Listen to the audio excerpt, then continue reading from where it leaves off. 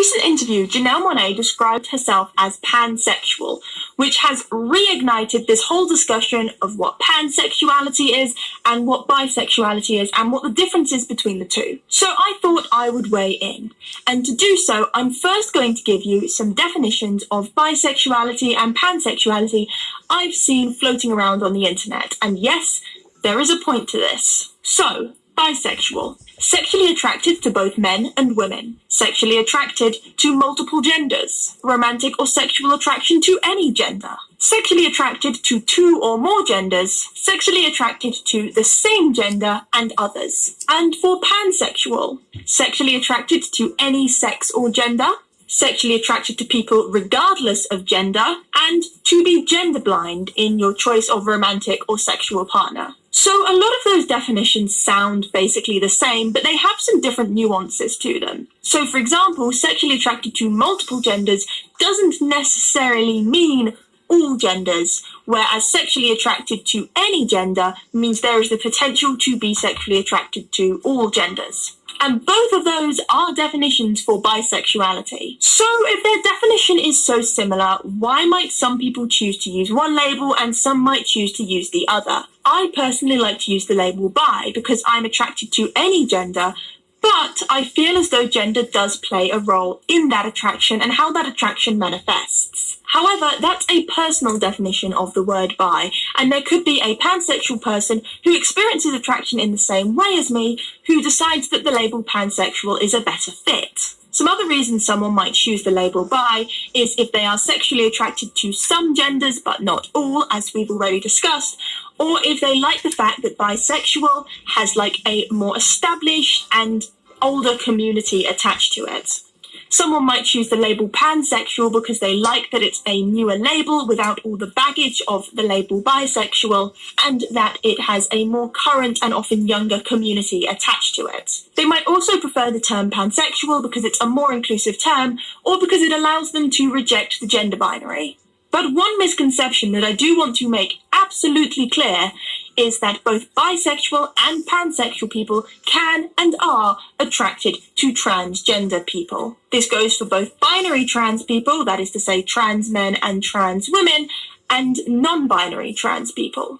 The idea that bisexual people are only attracted to cisgender men and women, and therefore aren't attracted to trans people, or that they are attracted to only men and women and therefore reject non-binary people, is a pretty out-of-date idea that isn't accepted by most of the bisexual community. So if you hear a definition of bisexual, which is men and women, and then a definition of pansexual, which is men, women, and trans people, I would be very, very suspicious of whoever wrote those definitions, because that's not how most people in the actual bi and pan communities choose to view it. So we have these two labels, and they are quite similar in meaning, but we have some people who strongly prefer one over the other, and some people who are quite happy to flip between the two. I know there are some people who really want the definitions of bisexual and pansexual pinned down so we can firmly differentiate between the two.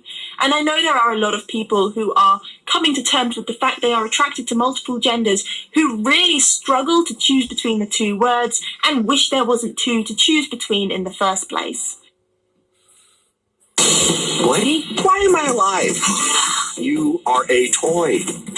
You belong to Bonnie. There are many powerful and iconic gods and goddesses in Greek mythology, but sadly they tend to hog the limelight, and stories of the lesser gods and deities are sometimes swept under the rug and almost forgotten. A good example of this is Pan, the god of the wild. He frequently features in literature and artwork, but he is not considered one of the major gods of ancient Greece. Some of you may even be more familiar with the creature from the film Pan's Labyrinth than Pan's depictions in Greek mythology. Although the creature in the movie is not Pan, their appearances are similar. It could be Pan's association with nature and wildlife that caused his appearance to differ from the other gods. His upper body was just like that of a man, but he also had the lower half of a goat, along with horns, a combination that we've now come to refer to as a faun. There are many who consider Pan to be one of the oldest gods in Greek mythology, His association with nature, wooded areas and pasture lands is where his name is derived from. Pan was first worshipped in the rustic rural areas, far from the large populated cities, meaning that there were no large temples or monuments built to worship him. The worship of Pan instead took place in nature, commonly in caves and grottos, with his most avid followers being shepherds and hunters. It was pretty commonplace for shepherds and herdsmen to sacrifice a portion of their cattle in the name of Pan. When it came to offerings made in his name, Pan enjoyed vases and all kinds of pottery, but it was known that he had a particular taste for grasshoppers coated in gold.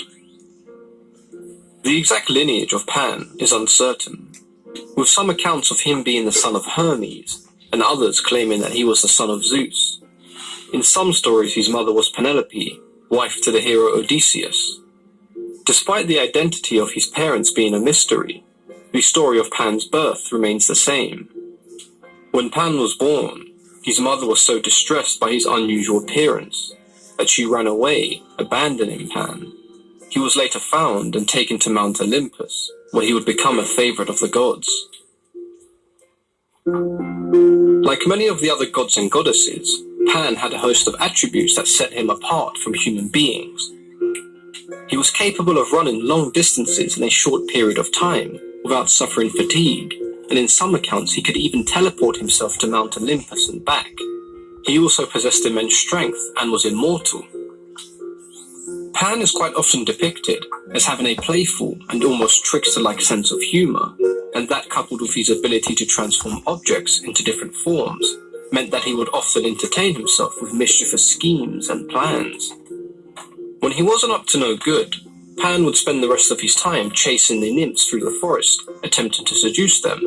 They would often flee because of his unconventional appearance, and in many of the old stories, Pan was considered to be rather ugly.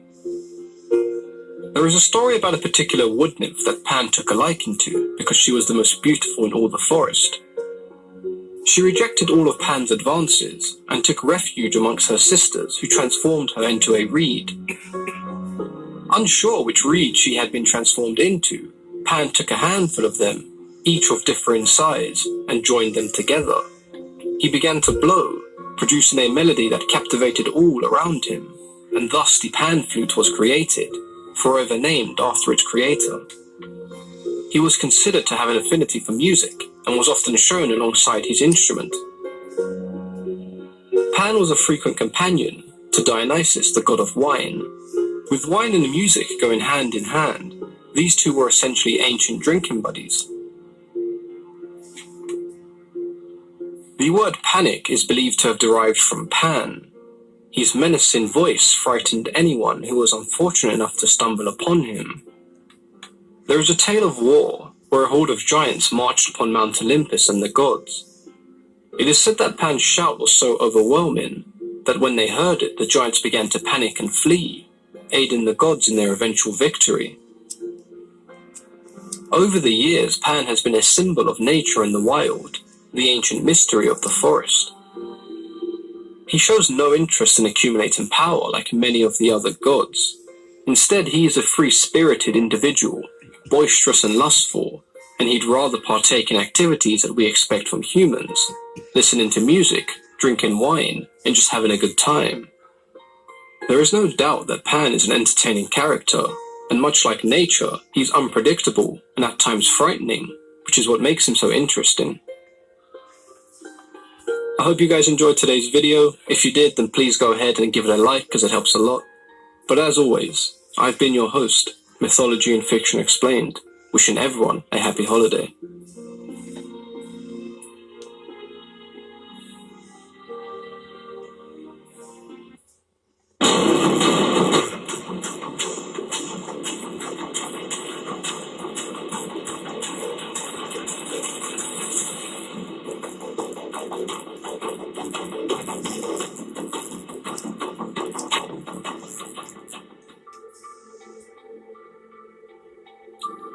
Welcome back to the Bible Explained. Most of us have seen popular films and read books of creatures who seem to be half man and half animal, and most would presume that that they are creatures of ancient mythologies or fiction. But what's interesting is that upon research, we find many civilizations depicting these creatures, such as minotaurs and centaurs, as actual real creatures that once walked the earth. Now, you won't find a description of a minotaur or centaur in the Bible, but you will find that the prophet Isaiah gives us a description of a satyr in the book of Isaiah. And he does this by clearly stating the difference between an animal goat that we are all familiar with and a goat that is entirely different, not prescribed by God. In Isaiah chapter 11, verse 6, it reads, "The wolf also shall dwell with the lamb. The leopard shall lie down with the young goat, the calf and the young lion and the fatling together, and a little child shall lead them." The word goat here is the Hebrew word gidai, meaning young male.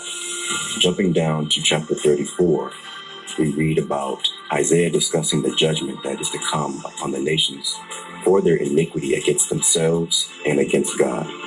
And when we get to verse 14, it reads, "The wild beast of the desert shall also meet with the jackals,